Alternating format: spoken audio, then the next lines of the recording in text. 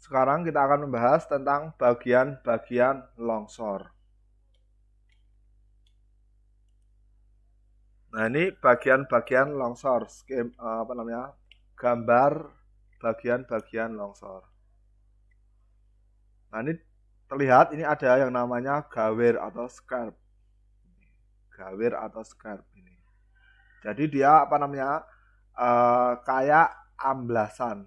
Kalau dari pandangan visual dia kayak amblasan, vertikal ambles. Nah, ini namanya gawir. Terus ini namanya mahkota. Mahkota. Mahkota itu apa? Mahkota itu tanah yang tidak bergerak. Ini mahkota. Nah, ini gawir. Nah, terus tadi gawir ada gawir utama, terus ada gawir minor. Ini gawir minor. Ini gawir minor, gawir minor. Pada longsor yang berlapis-lapis, ada banyak gawir. Ini gawir minor, gawir minor. Yang ini gawir utama. Nah, terus ini slip surface atau bidang gelincir. Ini bidang gelincirnya. Terus ini kaki. Ini kaki. Daerah sini tuh kaki. Nah, ini kaki. Terus di sini di paling ujung ini namanya ujung atau tip. Nah, ini namanya tip atau ujung. Nah, ini bagian-bagian longsor ya. Nah, jadi jika adik-adik jalan terus ada tanah amblesan, misalnya adik-adik jalan di sini. Jalan dari sini jalan terus di sini ketemu tanah amblesan. Nah, ini kemungkinan ada longsor. Nah, kalau adik-adik sedang survei longsor, adik-adik biasanya untuk memastikan ini tanahnya longsor atau enggak, biasanya adik-adik diturut ini diturut. Nah, ini diturut terus nanti dipetakan, atau mungkin pertamanya adik-adik jalan ke sini melihat di sini loh kok ada gawir, kok ada scarp. Nah, ini biasanya dicari dulu puncaknya di mana. Terus berjalan ke atas sampai puncak. Nah, biasanya ya kalau survei biasanya kita jalan ke sini, misalnya di sini ketemu gawir. Nah, terus naik lagi, dicatat ya, jangan lupa koordinatnya dicatat. Bawa GPS, koordinatnya dicatat, kalau nggak dicatat nanti lupa. Ditandai seperlunya, terus ke atas lagi, ketemu lagi. Nah, ini kalau ketemu dicatat lagi. Terusnya sampai hingga ke belakang sini. Kenapa? Kalau kita berhenti di puncak sini, jangan-jangan di sini juga amblas misalnya. Nah, biasanya sampai agak ke belakang. Nah, setelah gawirnya semua dicatat, baru diturut. Ini diturut, terus dipetakan nanti. Ini diturut, terus dipetakan, seterusnya. Paham ya? Nah, ini jika adik-adik survei. Nah, terus ini tadi bagian-bagiannya. Ini bagian mahkota, bagian gawir atau scarp. Terus ini bagian kaki, bagian ujung, bagian slip surface. Nah, terus selain ada bagian-bagian tersebut, ada juga zona-zonanya. Nah, ini adalah zona yang bergerak atau zona pengurangan. Maksudnya zona pengurangan awalnya kan bentuknya seperti ini. Nah, ini namanya zona pengurangan. Kalau di sini ada yang nyebut zona pengurangan. Nah, kenapa disebut pengurangan? Karena volumenya berkurang. Nah, terus di sini ada zona akumulasi. Zona akumulasi itu apa? Ya, ini ada sedimennya. Ini zona akumulasi. Nah, ini beberapa kesalahan masyarakat. Ini saya sebutkan ada beberapa kesalahan masyarakat. Misalnya ini terjadi longsor, terjadi slope failure, terjadi runtuhan lereng, terus misalnya di sini ada rumah atau ada jalan. Misalnya di sini jalan ya. Misalnya di sini ada jalan. Nah, di sini ada jalan, nggak kelihatan, saya pakai warna lain.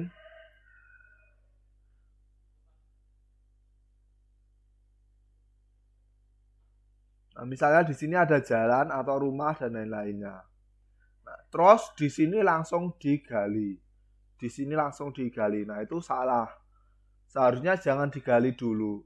Dibiarkan stabil dulu, nanti baru kontak BNPB dan lain-lain. Nah, biar BNPB yang menanganinya. Nah, kalau saya lihat masyarakat itu sering menggali. Nah, sering digali. Dulu kalau nggak salah tahun berapa itu pernah terjadi longsor di sekitar 13 titik di Karanganyar. Di Kabupaten Karanganyar. Nah, di suatu titik itu ada longsor. Nih, kan itu ada 13 titik. Nah, di salah satu titiknya ada longsor seperti ini. Longsor, terus masyarakat menggali. Ini digali masyarakat. Ternyata longsornya belum berhenti, ada longsor susulan, terus banyak yang meninggal. Nah, itu pertama karena kemungkinan masih terjadi longsor susulan. Jangan langsung menggali, itu yang pertama. Terus yang kedua, timbunan di depan ini berfungsi untuk menahan gerakan ini. Ini bisa dianggap seperti dinding penahan tanah. Nah, misalnya gini. Nah, ini bergerak. Ini bergerak, kalau ada timbunan ini, dia akan menahan. Nah, paham ya? Nah, awalnya tanah seperti ini nggak ada. Karena nggak stabil, tanah mencari kestabilan. Mencari kestabilan sampai pada kestabilan seperti ini. Nah, ini berarti dia sudah mencapai kestabilan. Kalau ini dihilangkan, kakinya dihilangkan, kalau kakinya ini dihilangkan, nah ini bisa berbahaya, tanahnya tidak stabil lagi. Itu yang poin kedua. Nah, bisa terjadi, yang pertama bisa jadi karena longsornya masih aktif, ada kemungkinan longsor susulan. Nah, itu terjadi saat di salah satu kejadian di Karanganyar, saya lupa daerahnya. Nah, itu ada longsor terus langsung digali, terus ada susulan, itu banyak yang meninggal. Seperti itu. Terus ini yang kedua tadi, ini adalah sebagai alat penstabil alami. Kalau ini digali, kemungkinan longsor susulan sangat tinggi. Nah, paham ya? Ini bagian-bagian longsor. Nah, terus topik berikutnya adalah klasifikasi gerakan massa tanah. Nah, ini klasifikasi secara umum gerakan massa tanah.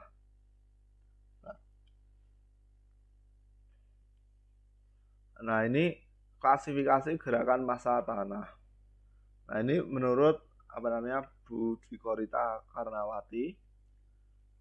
Nah, nanti beberapa peneliti mengusulkan klasifikasi yang berbeda-beda. Nah, nanti ada istilah yang berbeda-beda.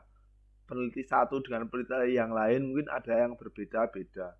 Jadi jika adik-adik menemukan istilah yang berbeda-beda, itu jangan jangan kaget nanti.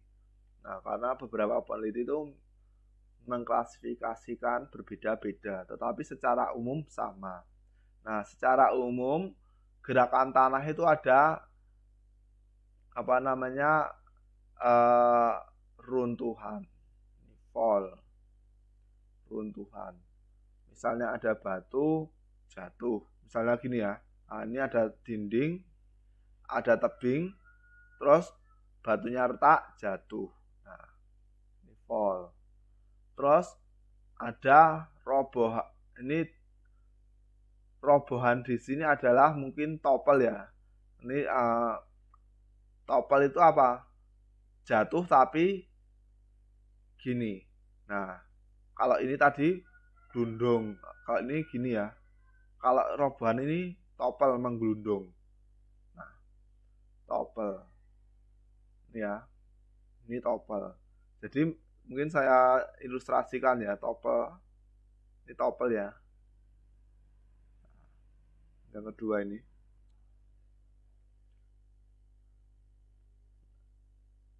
Ini misalnya ada tanah, terus gini.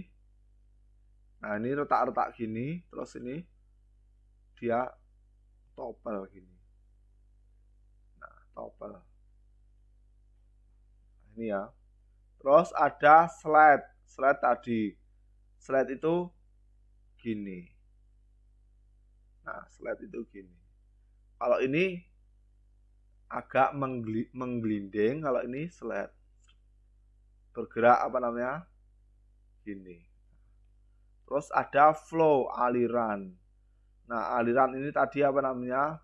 Relatif cepat aliran. Pergerakannya relatif cepat. Terus ada kompleks gabungan. Nah, masing-masing ini bisa terdiri dari material batuan dan tanah. Nah, kalau faults terjadi pada batuan, itu namanya rockfall atau runtuhan batuan. Nah, terus ada fall yang sangat cepat itu juga ada. Nah, terus tanah itu ada runtuhan bahan rombakan, runtuhan tanah. Ini intinya runtuhan tanah, ini runtuhan batuan. Fall batuan, ada fall tanah. Nah, terus ada roboh topel tadi. Robohan batuan, robohan bahan rombakan, dan robohan tanah. Nah, terus ada slide. Nah, slide ini ada dua. Yang pertama planar. Yang pertama adalah planar. Planar itu apa? Planar itu lurus. Kalau rotasi berarti dia bidang gelincirnya rotasi. Kalau yang planar ya, misalnya gini. Ini lereng, lapisannya seperti ini. Terus ini dipotong untuk jalan misalnya. Ini untuk jalan, dipotong. Nah, ini planar. Umumnya ini apa namanya ini? Perbatasan antara interface antara lapisan 1 dan lapisan 2 ini umumnya bidang lemah. Umumnya bidang lemah. Nah, umumnya bidang lemah. Nah, kalau bidang lemah seperti apa? Ini mudah longsor, mudah roboh.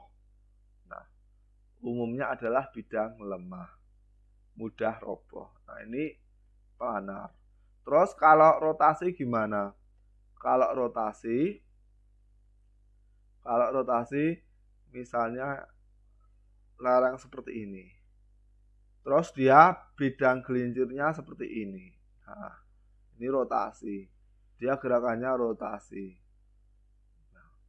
Paham ya? Nah, ini batuan dan tanah ada gerakan planar, ada gerakan rotasi. Masing-masing ada. Terus flow. Nah, flow ada fragmen batuan, pasir, lumpur, campuran, dan tanah lumpur. Nah, ini dari kering. Flow itu kadang-kadang aliran tanah kering, kadang-kadang ada aliran tanah basah. Nah, ada aliran tanah kering dan ada tanah basah. Misalnya saat hujan. Nah, ya. Kalau kering pada tanah namanya debris avalanche. Kalau apa namanya basah namanya debris flow. Nah, ini bisa dilihat. Nah, ini kalau tanah kering namanya debris avalanche, kalau tanah basah namanya debris flow, mud flow, slow earth flow, dan lain-lain. Kalau batuan yang sudah pecah jadi pasir namanya, ini masuk sini ya. Nah, jika pasir itu namanya sand run dan seterusnya. Terus kompleks. Ini gabungan dari bermacam gerakan tanah. Biasanya satu macam gerakan tanah lalu diikuti oleh macam gerakan tanah yang lainnya. Nah, biasanya diakibatkan oleh satu gerakan tanah, terus gerakan yang lainnya itu terpicu. Nah, seperti itu. Ini klasifikasi gerakan tanah. Jadi ada robohan. Nah, ada robohan. Tadi saya ulangi, ada robohan. Kalau untuk batuan, rockfall, untuk tanah, runtuhan tanah, dan lain-lain. Nah, beberapa tahun yang lalu, ini pernah terjadi di daerah Gunung Kidul. Pantai apa saya lupa. Nah, itu kan di Gunung Kidul itu ada batuan kapur ya, batuan kapur. Di tepi pantai itu ada batuan yang tererosi seperti ini. Nah, ini pantai, terus ini air, seterusnya tererosi. Karena waktu itu siang hari panas, beberapa pengunjung ngiyup. Kalau bahasa Jawa ngiyup. Kalau bahasa Indonesianya berteduh ya. Nah, berteduh di batuan ini. Nah, banyak, ada 5 atau berapa pengunjung berteduh. Ini batuannya besar ini. Terus di sini ada retak-retak. Nah, karena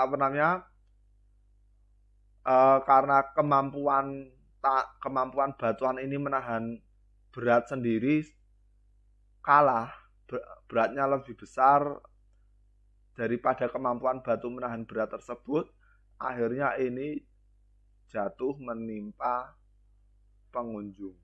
Ada beberapa orang meninggal. Nah, itu warga sudah mengidentifikasi kalau di sini ada ada retakan, sudah dilaporkan. Kalau nggak salah sudah dilaporkan. Nah, tetapi takdir berkata lain. Nah, ini ada rockfall. Jadi hati-hati adik-adik. Kalau misalnya berteduh di bawah batuan, dicek dulu di sini ada retakan tidak. Nah, di sini ada retakan tidak. Atau mungkin kalau adik-adik pernah ke pantai mana itu, Ngobaran di Gunung Kidul, itu kayak ada bangunan di atas bangunan di atas bukit, nah istilahnya bukit batuan itu. Nah itu saya waktu naik itu di sini banyak retakan, saya jadi takut ya. Nah, pengetahuan itu membawa orang menjadi takut. Nah kalau adik-adik nggak belajar ini, mungkin adik-adik nggak takut juga.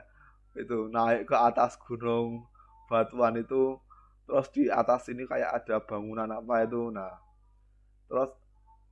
waktu saya akan naik itu, di sini banyak retakan-retakan tuh. Saya takut itu waktu itu.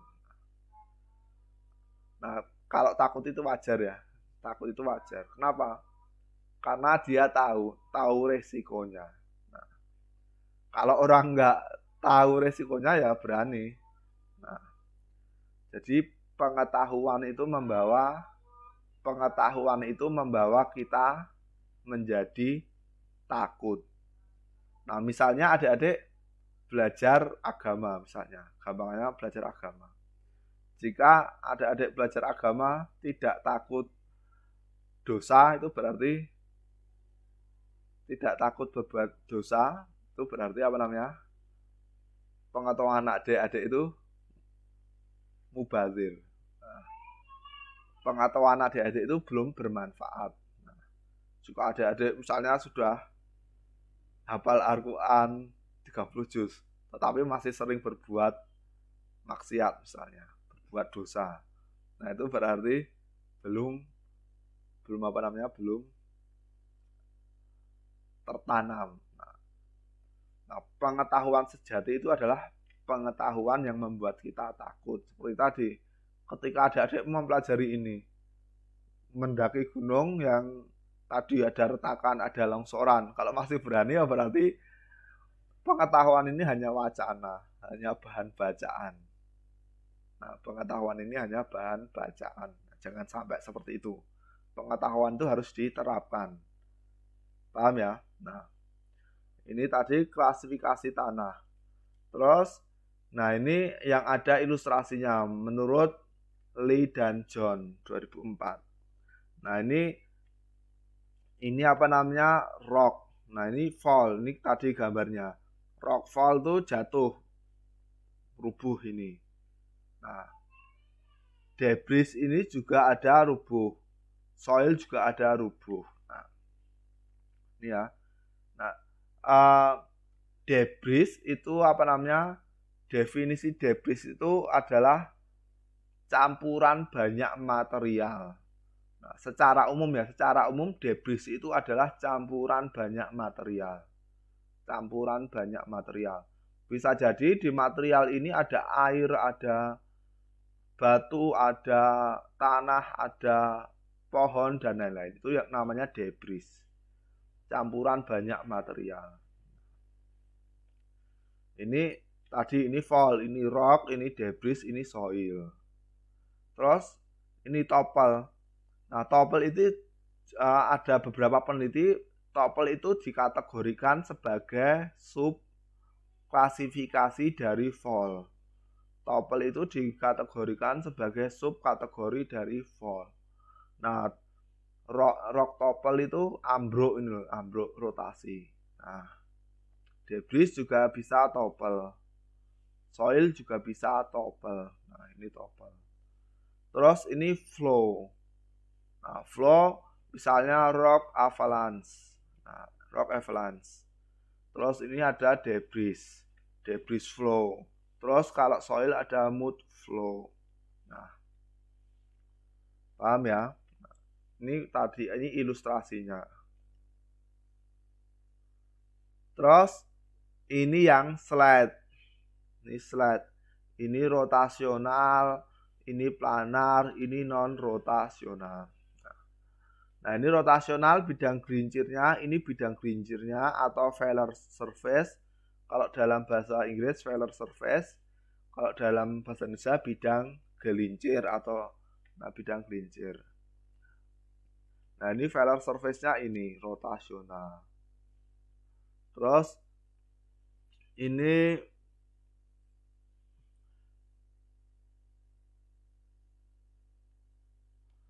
apa namanya? Ini multiple rotasional. Ini ada banyak ya, ini slope-nya. Kalau ini hanya satu, single. Nah, kalau ini ada banyak. Nah, kadang-kadang longsor itu ada banyak. Nah, terus ini apa namanya? Successive rotasional. Berurutan, rotasionalnya berurutan. Ini ada banyak tapi berurutan, tidak saling memotong. Kalau ini saling memotong ya ini. Kalau ini longsor, longsor, longsor, longsor. Ini tidak saling memotong. Terus yang ini planar, lurus. Planar, lurus, dan seterusnya.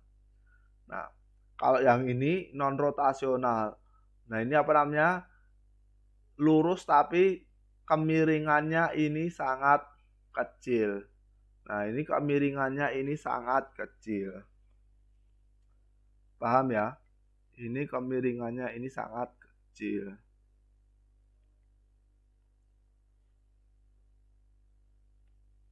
Nah, insya Allah mudah nih.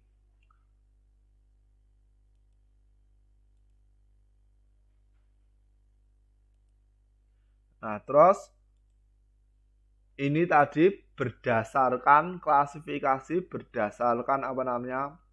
Berdasarkan gerakannya dan materialnya. Ini tadi klasifikasi berdasarkan gerakannya dan materialnya. Nah, oh ya, sebelum masuk klasifikasi berikutnya, ini ada yang menyebut ini adalah lateral flow, lateral spreading, bukan lateral flow. Ada yang nyebut lateral spreading atau pergerakan lateral. Nah, ada yang nyebut seperti itu. Nah, ini spreading ya, lateral spreading. Nah, bedanya ini dan apa? Ini dan ini apa? Ini kemiringannya kecil, hampir mendekati horizontal. Kalau ini kemiringannya agak besar. Paham ya? Nah, terus tadi ini adalah klasifikasi berdasarkan apa namanya? Pergerakannya, jenis gerakannya dan material. Terus kita orang-orang sipil Kalau ini biasanya diadopsi oleh sipil dan geologi. Nah, kita orang-orang sipil membedakan lagi. Ada longsor, ada runtuhan lereng. Nah, runtuhan lereng.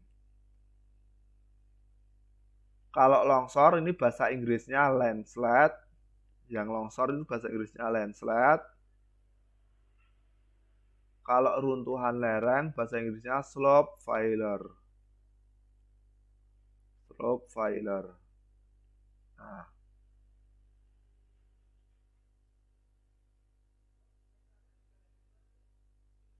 slope failure. Bedanya apa landslide sama slope failure? Ini adalah klasifikasi berdasarkan luasannya. Klasifikasi berdasarkan luasannya. Ini luasannya sangat luas. Sangat luas. Bisa jadi satu desa, dua kampung. Kalau kampung itu 2 kampung, 3 kampung, 4 kampung. Nah, kalau slope failure ini kecil setempat. Nah, kecil ya, ini kecil atau setempat. Terus kenapa Pak kita harus membedakan berdasarkan luasannya? Kenapa kita tidak mencukupkan pada ini saja? Kenapa kita harus mengklasifikasikan berdasarkan luasnya? Karena ini untuk penanganan longsor, penanganan slope failure. Nah, misalnya ini ada gunung. Ini ada gunung. Terus adik-adik motong gunungnya. Dipotong, dijadikan rumah. Nah, seperti ini. Otomatis kalau ini tidak dikasih penahan, otomatis ini akan ambruk ya. Ini dibuat dinding penahan tanah. Nah, dinding penahan tanah ini bisa berhasil jika hanya menahan ini saja. Hanya menahan ini saja. Dinding penahan tanah ini tidak akan berhasil jika longsornya segini. Satu gunung misalnya, ini satu gunung longsor. Nah, ini useless. Nah, useless ini. Tidak bermanfaat. Kalau satu kampung longsor. Nah, paham ya? Kalau untuk menahan longsor setempat atau slope failure ini sangat berguna. Nah, tetapi kalau menahan longsor satu gunung ya ini nggak bisa berbicara ini. Nah, dinding penahan tanah nggak bisa berbicara. Nah, itu kita pentingnya mengklasifikasikan antara longsor dan slope failure. Slope failure. Nah, yang hanya bisa kita tahan itu yang slope failure, yang kecil. Kalau satu gunung ini mau dibuat seberapa besar ini? Seberapa besar? Nah, sebagai gambaran, dinding penahan tanah itu mengandalkan berat sendiri. Mengandalkan berat sendiri dari dinding ini. Kalau adik-adik belajar fisika waktu SMA, gaya gesek di bawah sini, gaya geser ya. Gaya geser di bawah situ sama dengan N gaya normal dikali mu koefisien gesekan ditambah lekatan di bawah dinding. Nah, berarti ini adalah fungsi dari berat, ya kan? N itu berat ini. Nah, kalau ini misalnya adik-adik ingin meletakkan dindingnya di sini, ingin menahan longsoran satu gunung. Nah, bisa dibayangkan satu gunung itu berapa hektar? Gama tanah itu kira-kira 18 kilonewton. Anggap saja 18 kilonewton, 1,8 ton. 1,8 ton per meter kubik. Nah, 1,8 ton per meter kubik. Jika luasannya lebih dari 1 hektar, lebih dari 2 hektar, lebih dari 10 hektar misalnya. Luasannya yang longsor lebih dari 3 hektar, lebih dari 10 hektar. Bangunan ini akan seberapa besar? Nah, itu pertanyaannya. Nah, jika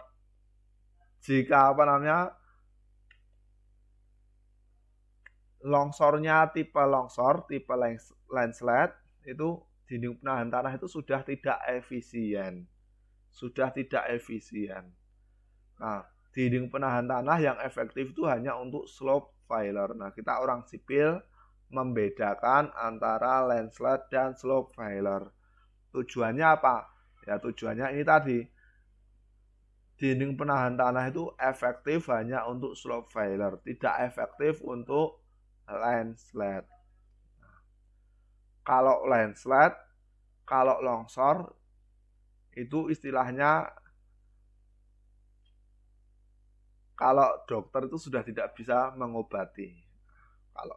Kalau engineer itu dokter, nah engineer sudah tidak bisa mengobati ini. Terus solusinya gimana? Solusinya diminimalisir dampak longsornya. Diminimalisir penyebab longsornya. Paham ya? Nah, insya Allah mudah itu ya. Adik-adik harus ingat. Jangan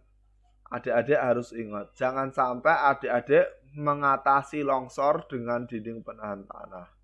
Dinding penahan tanah itu efektif untuk slope failure, runtuhan lereng.